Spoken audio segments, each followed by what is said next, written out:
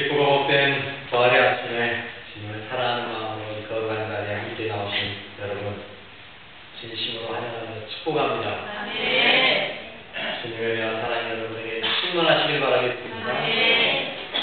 오늘은 부활절입니다. 특별히 옆 사람과 인사부터 좀 하고 시작하겠습니다. 주님이 부활하셨습니다. 주님이 부활하셨습니다. 다시 한번 합시다. 당신도 부활했습니다. 다시 한번 요 마지막입니다. 우리는 영원히 삽니다.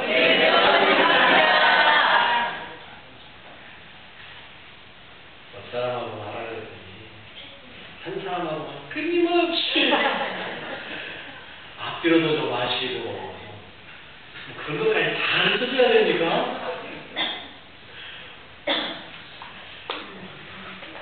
여러분 그렇습니다. 주님 부활하셨습니다. 아멘.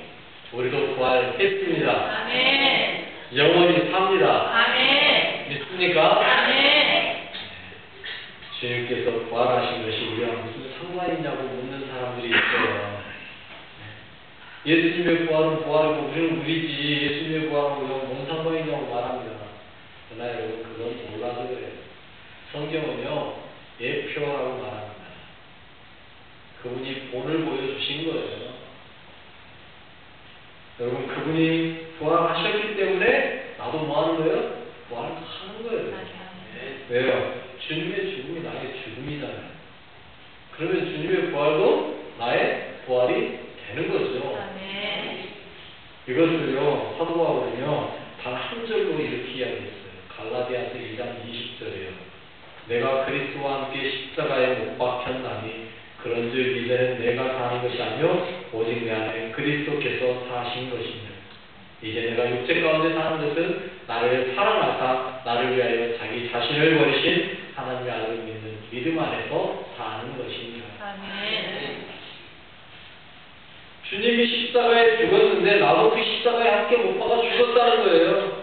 주님이 사셨는데 나도 이제는 나는 죽고 내 안에 예수님으로 산다는 거예요. 아멘. 이게 부활 신앙입니다. 여러분 우리는요 미래에 부활할 존재가 아니고요 이미 부활했다라는 걸 믿으시기 바랍니다. 아멘. 그래서 우리는요 예수님이 존재하는 한 우리도 이제 영원히 살아요. 우리 안에 부활하신 예수님께서 함께 하시기 때문에 그렇습니다. 아멘. 그러나 여전히 우리는 예수 안에서 죽는 것은 우리의 육신이 아니라 영의 부활을 믿기 때문입니다.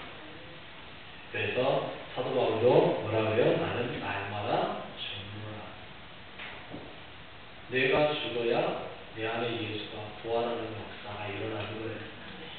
그런데 우리는 아직 못 죽어서 여전히 이 땅의 죄악 속에 살면서 아직 내가 죽지 못하니까 여전히 다투고 싸우는 거예요. 나만 죽으면 세상은 평화롭습니다. 왜요? 시체는 말이 없다. 내가 안 죽으니까 찍소리도 하고 뭐라고 말도 하는 거예요. 진짜 죽으면요 찍소리도 못하고 그냥 끝나는 거예요. 나만 죽으면 뭐한다? 세상은 조용하다. 평화롭다. 내가 죽으시기 바랍니다. 내가 죽는 순간 내 안에 예수님만 살아요. 이게 진짜 부활이에요. 우리의 진정한 삶은 이 땅에 사는 것이 아니고 하나님 나라의 삶을 사는 것입니다. 그 영원한 나라. 이게 없다면 우리는 참 불쌍한 사람입니다. 부활이 없다면 우리는 예수님 믿어야 될 이유가 없어지는 거예요. 예수님 믿을 이유가 없다는 것, 예배드릴 이유도 없는 거예요. 그렇기 때문에 부활은요 우리의 믿음의 이유이고 우리 예배의 이유인 것입니다. 그래서 오늘 제목이 뭐예요? 부활은 예배의 이유입니다. 부활이 예배의 이유예요. 우리가 예배드리는 이유가 뭐가 있어요? 다른 거 없어요. 부활이에요. 부활 때문에 우리가 예수님은 예배드리는 거예요. 부활 때문에 믿고 부활 때문에 예배드리는 거예요.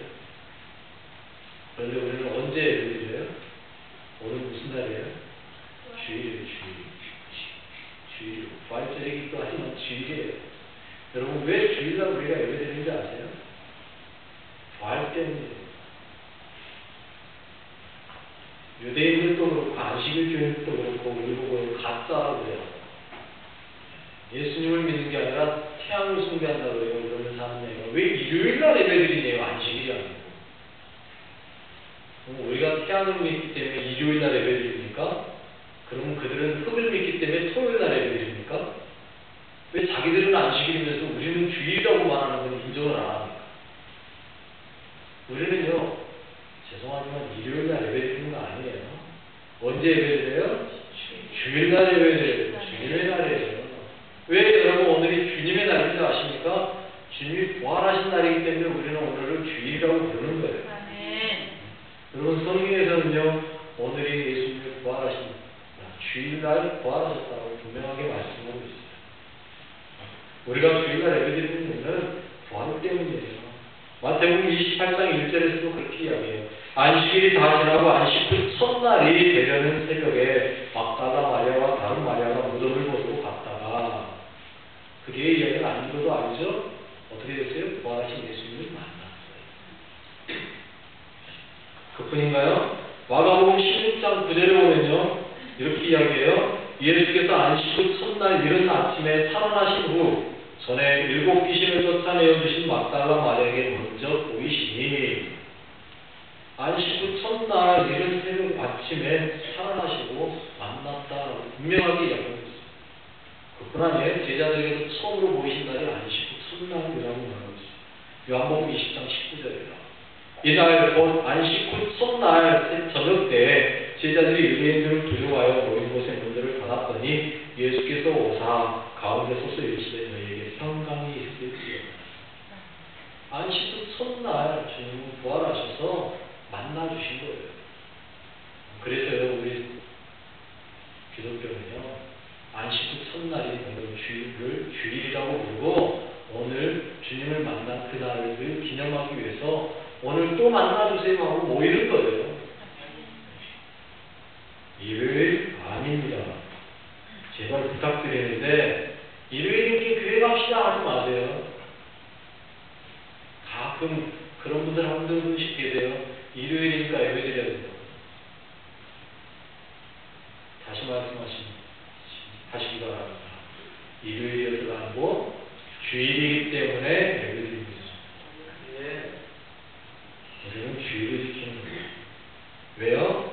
부활을 기념하는 날이기 때문에 그렇습니다. 그 말은 무슨 말이에요? 오늘 예배는 무엇 때문에 드린다? 부활이기 때문에 드린다. 부활을 믿기 때문에 드리는 거예요. 예수님의 부활하신 날을 믿기 때문에 우리는 오늘 예배를 드리는 거예요. 또 어떤 사람은 그런 말도 해요. 쉬는 날 예배 드리느라고 일부러 일요일 날 택했다. 여러분 오해예요. 엄밀히 말하면요, 우리가 주일을 지키기 위해서 일을 하지 않고 그날을 쉬다 보니까 쉬는 날이 된 거예요. 사람들이 착각하는데 여러분 일요일이어서 쉬는 게 아니고요, 예수 믿는 사람들이 주일만 되면 가게 문을 닫고 예배를 드리기 위해서 일을 안 하는 거예요. 그리고 쉬어버리는 거예요. 오늘은 예배 드리기 위해서 쉰다고 일을 안 한다고 그러는 거예요. 그러니 사람들이 물건을 사러 갈 수도 없지요. 또 일하려고 사람을 데리고 갔는데 사람들이 일을 안 한다고 그러죠. 어떻게 해요? 그럼 자기들도 따라서 쉬어야지. 일요일이어서 쉬는 게 아니고요, 주일날 우리 그리스도인들이 예배를 안 드리다 보니까, 예배 드리기 위해서 일을 안 하다 보니까 자연스럽게 쉬는 날이 된 거예요. 쉬는 날이어서 예배 드리는 게 아니에요. 예배 드리다 보니까 쉬는 날이 된 거예요. 사람들이 착각해요. 쉬는 날이 먼저인 줄 알아요. 아니요. 주일이 먼저였다고요. 그래서 주일에 예배 드리는 게 먼저였어요. 그러다 보니까 쉰 거예요. 그거 따라하는 사람들이 누구예요? 유대인들이에요. 그거 따라서 하다가 어떻게 됐어요? 요즘은 그래서 주 5일제가 생긴 거예요. 안식일도 쉬잖아요. 주 5일도 이제. 왜요? 유대인들이 그거 따라한 거예요. 저것들 주일이라고 쉬네? 그럼 우리들도 안식일이니까 쉬어야지? 아예 일 안 하는 거예요. 그러다 보니까 유대인들 따라가는 거예요. 왜? 세계 경제를 누가 잡고 있어요? 유대인들이 다 잡고 있거든요. 쉽게 말하면 기업 경영자가 야 토요일도 쉬어 하는데 일하러 나올 사람은 어디 있어요? 쉬어야지. 그러다 보니까 자연스럽게 이제 주 5일제가 되는 거예요. 저는 주 5일제 되는 거 별로 안 좋아해요. 주 5일제 되는 거 교회가 점점 자리를 비기 시작했거든요. 여러분, 분명하게 아십시오. 오늘은 무슨 날이기 때문에 우리가 예배드려요? 부활을 기념하는 주일이기 때문이에요. 우리는 그래서 부활을 믿는 거예요. 여러분, 주님께서 우리 위해서 부활의 첫 열매 되어 주셨어요. 첫 열매라는 말은요, 무슨 말이겠습니까? 첫 열매는 그 다음에 열매가 또 있다라는 이야기예요.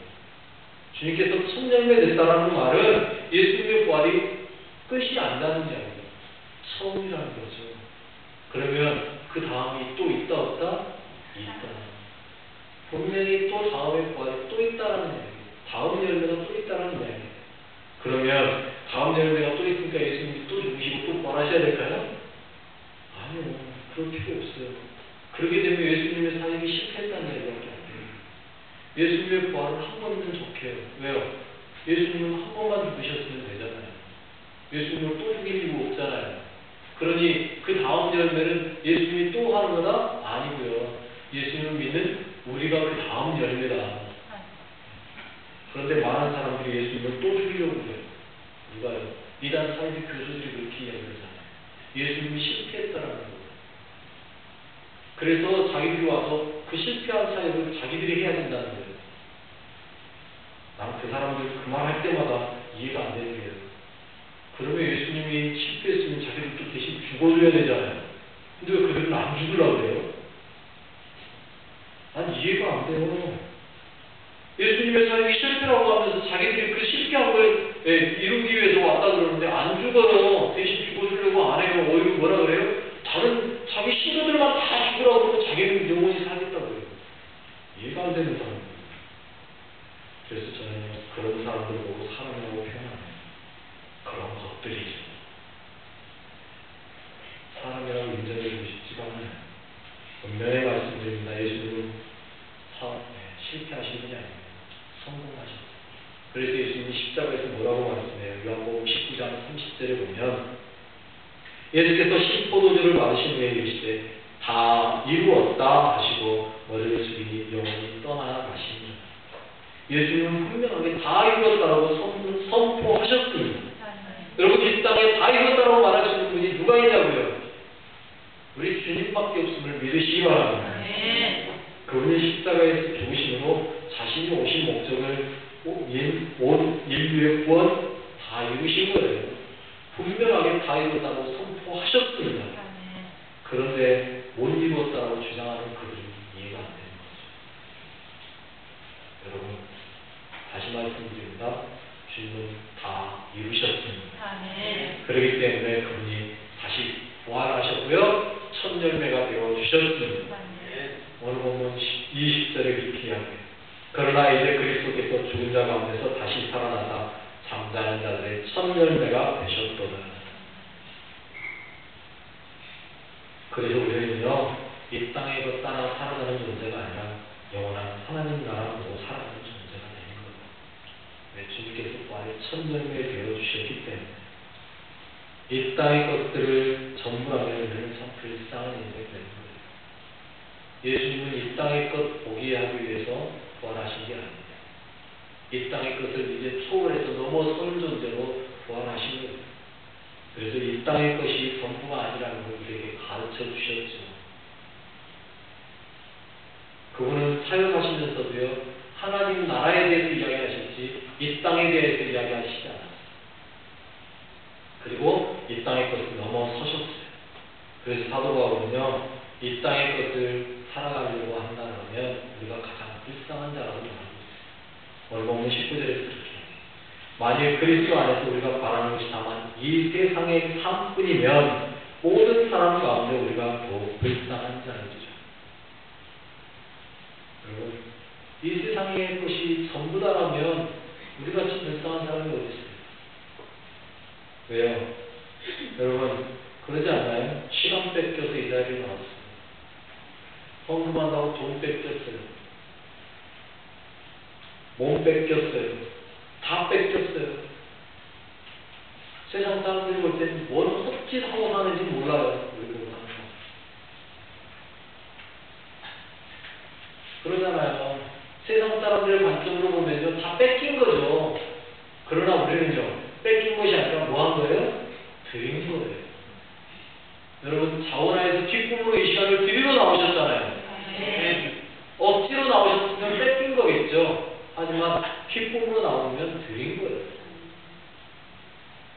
우리는 헛짓하려고 나온 게 아닙니다. 이 귀한 시간, 복된 시간을요, 하나님께 드리러 나오셨어요. 왜요? 하나님 나라에 가서 하나님께서 우리의 삶을 보고 우리의 모습을 보고 기뻐하실 것을 알기 때문에, 하나님이 원하시는 것이 무엇인지를 우리는 알기 때문에, 그러지 않다라면 정말 하나님 나라도 없고요, 부활이 없다라면, 죄송합니다, 심하게 표현할게요, 사기꾼이죠.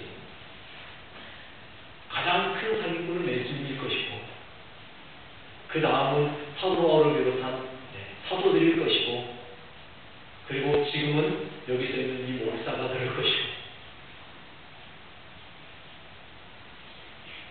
그러나 분명한 사실은 저는 사기꾼이 아니라는 사실입니다. 왠지 아십니까? 부활이 분명하거든요. 부활이 확실하거든요. 그걸 믿기 때문에 저는 사기꾼이 아니라고 자신있게 말하는 거예요.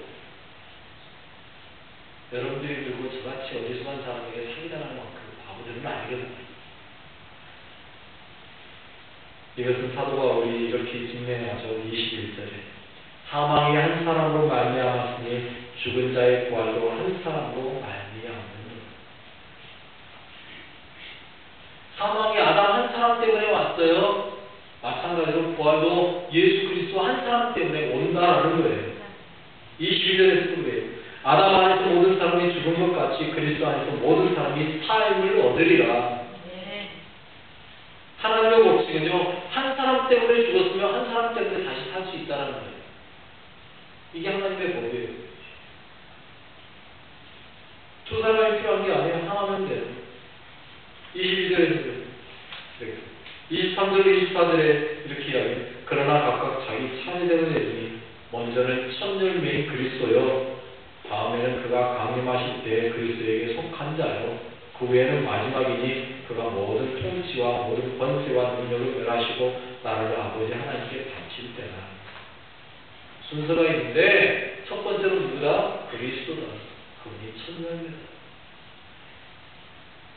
이미 첫 열매는 드려졌습니다. 어떻게 해요? 예수님께서 부활의 첫 열매로 이미 드려졌어요. 이제 누구 차례예요? 우리 차례예요. 그리고 이제 부활하며 우리는 다 사는 거예요. 영원히 사시는 거예요. 아멘. 여러분, 그 영원한 삶을 사는데요, 성경은요, 다 산다고 말하지 않아요. 가장 재밌는 이야기, 저는 성경이니까 제일 재밌는 이야기라고 생각해요. 그 이야기가 오늘 본문에 나와요. 26절. 다 산다고 이야기해놓고, 사도 바울은 딱 하나는 죽는다고 이야기해요. 맨 나중에 멸망받을 원수는 사망입니다. 멸망하는 게 있다라는 거예요. 여러분, 다 부활해서 다 사는데 멸망할 게 있다라는 거예요. 뭐가 멸망해요? 사망이 멸망. 멸망이라는 말은 무슨 말이에요? 바꿔 말하면 사망이에요. 바꿔 말할게요. 죽음이에요. 이 말은 무슨 말이에요? 맨 나중에 죽을 원수는 죽음이다라는 말이에요. 죽음이 죽는 거예요. 여러분, 죽음이 죽는다는 건 이해가 되십니까? 죽음이 어떻게 죽을 수 있을까? 그런데요, 사도 바울은요, 죽음이 죽는다고 이야기해요. 왜요? 우리 사람이 제일 두려워하는 게 뭐예요? 죄송하지만 죽음이에요. 죽음이 두렵지 않은 사람이 있나요? 죽음은 다 두려워해요. 그런데 그 죽음을 두려워하지 않는 존재들이 생겼어요. 누구 때문에요? 예수님 때문에. 왜? 부활하는 걸 알거든요. 이제 나는 죽어도 상관없는 줄 알거든요. 왜? 나는 부활할 거니까. 그런데요, 그럼에도 불구하고 우리 그리스도인들이 가끔 죽음 때문에 불안해해요. 저도 그러더라고요. 저는 저 정도에 대해서는 불안한 게 없어요. 그런데 가끔요, 야근이요. 여러분들 아시잖아요. 열로 인해서 몇 번 애가 그냥 갈 뻔한 일이 있었다는 거 아시잖아요. 그러고 나니까요, 좀 아프다 그러면 좀 괜히, 그때 또 불안이 내가 생기더라고요. 이번에도 승리 있게 하려고 하는데 좀 심하게 아팠어요. 가지고 승리 있게 못 나왔어요. 당연히. 근데 승리 있게 하고 딱 나와서 앉아있는 순간 갑자기 드는 생각, 그러다 저는 혼자 있다가 또 가버리면 이 생각이 갑자기 들어오는데 불안하더라고요. 그런데 그 생각이 딱 드는 순간, 불안함이 탁 올라오는 순간 제가 어떻게 했겠어요? 아이고 하나님, 또 사단에게 쏘려고 합니다. 하고 다시 하나님께 기도하는 거예요. 하나님, 그건 아닌데. 혹 오늘 하나님 그렇게 해서 감사할지라도 하나님 뜻에 갈 줄도 아는데 왜 내가 이걸 불안해하죠? 그런데 이게 가끔 한 번씩 올라올 때가 있어요. 나도 모르게. 이게 사람이에요. 죽음에 대한 불안 있다라는 거죠. 여러분, 사망이에요. 하지만 마지막 때는요, 지도 죽어요. 사망이 죽어요. 저는 너무 통쾌해요. 이 말씀을 읽을 때마다 통쾌해요. 아싸, 너도 갔다. 마치 드라마에 보면 악인들 있잖아요. 그 악인들이 드라마 끝에 보면 어떻게 돼요? 마지막에 결론에 그 악인 다 드러나잖아요. 그리고 어떻게 돼요? 그 악인이 죽고 끝나잖아요. 꼭 그거 같아요. 오늘 보면 이 말씀을 읽을 때마다 통쾌해. 나를 죽이려고 했던 그 사망이 죽었어. 이제 끝이야. 드라마는 항상 해피엔드 그러잖아요. 우리 인생의 드라마는요 항상 어떻게 끝나는 거예요? 행복하게 끝나는 거예요. 사망이 죽고. 이게 부활의 힘이에요. 여러분, 그런데 이런 모든 부활을 경험하기 위해서 주님은 우리에게 뭐라고 말씀하십니까? 죄송하지만 여러분, 부활이라는 단어는 어떤 의미가 있습니까? 부활이라는 단어는 다시 산다. 전제가 뭐가 있어요? 부활이라는 단어의 전제는요, 죽음이 있다는 사실. 여러분, 부활하시고 싶으십니까? 죽으셔야 됩니다. 죽어야 부활하는 거예요. 그래서 주님은요, 어떻게 하셨어요? 우리를 대신하여 매 맞으셨어요. 십자가에 달리시기 전에요, 매부터 맞으셨어요. 그리고요, 그 매 맞은 몸을 가지고 십자가를 끌고 고난의 길을 가서 십자가를 지고 올라가셨어요. 골고다. 그리고 거기에서 양손과 발에 못 박히셔서 매달리셨습니다. 그리고 거기에서 우리를 위하여서 기도하시고요. 저들을 사여달라고 기도하시고요. 마지막에 중전에 말한 것처럼 뭐라고요? 다 이루었다라고 말씀하시고 죽으셨다라는 사실이에요. 우리도요, 죽어야 된다는 거죠. 그럼 죽기 전에 우리가 뭐 해야 돼요? 주님이 지신 십자가처럼 우리도 십자가 져야 돼요. 그래서 주님은요, 마태복음 16장 24절로 25절에 이렇게 말씀하셨어요. 이에 예수께서 제자들에게 이르시되 누구든지 나를 따라오려거든 자기를 부인하고 자기 십자가를 지고 나를 따를 것이니라. 누구든지 제 목숨을 구원하고자 하면 잃을 것이요 누구든지 나를 위하여 제 목숨을 잃으면 찾으리라. 자기 십자가 지라는 거예요. 그리고 나를 따라오라는 거예요. 그런데 우리는 너무도 편한 세상에 내 십자가는 어디 있는지 이제는 다 잊어버렸어요. 주님이 우리에게 허락한 그 십자가 잊어버리고 어디 있는지도 몰라요. 그리고 뭐만 바라봐요? 영광만 바라봐요. 하나님 나라만 바라봐요. 죽기는 싫고 부활만 하겠다는 거예요. 여러분, 아닙니다. 부활의 영광을 위해서 고난의 십자가도 함께 해야 된다는 사실을 잊지 마시기 바라겠습니다.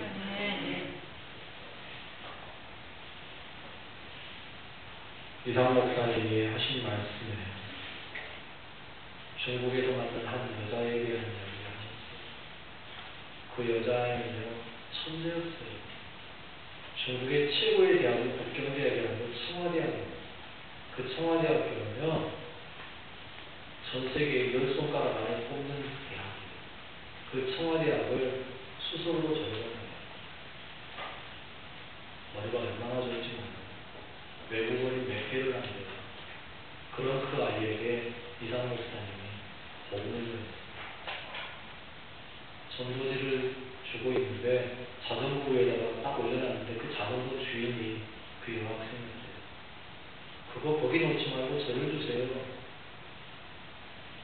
중국에서는요, 전도지를 손에다 주워주잖아요. 그러면 종교를 증거한 죄로 잡혀갈 수 있대요. 그런데 그 말에 이상 목사님 그걸 뻔히 알면서 달라 그러니까 자기도 모르게 손에다 쥐어줘 버리는 거예요. 공안이 봤으면 둘 다 잡혀가는 거예요. 근데 다행히 알게는 안 됩니다. 그리고 그걸 다 읽어보더니 더 알 수 있냐고 해서 책을 달라고 해서 책을 꽂아줍니다. 그리고 그 아이가 이제 예수를 믿기 시작했어요. 그런데 예수를 믿고 나서 그 아이가 혼자 믿을 수 있나요? 복음을 전하고 다닌 거예요. 그러다 공안에게 잡혔어요.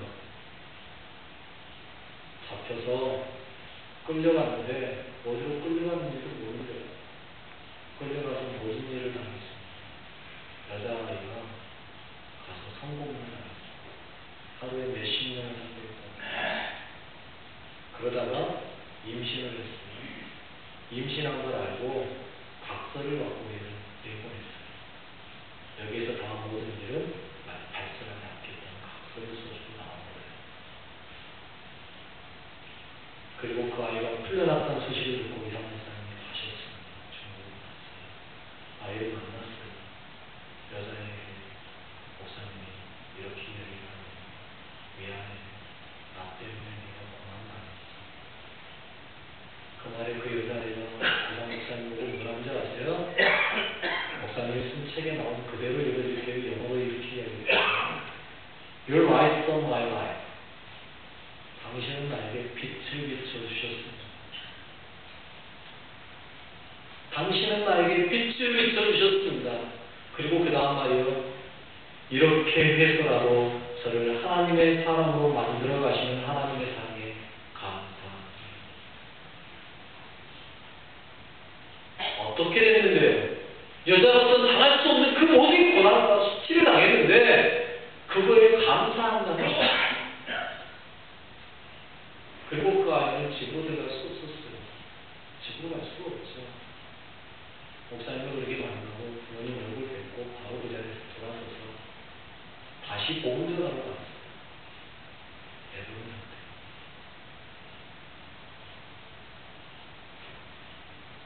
그 아이 어떡할 건데 라고 물었더니 잘 키워서 목사 만들어야지.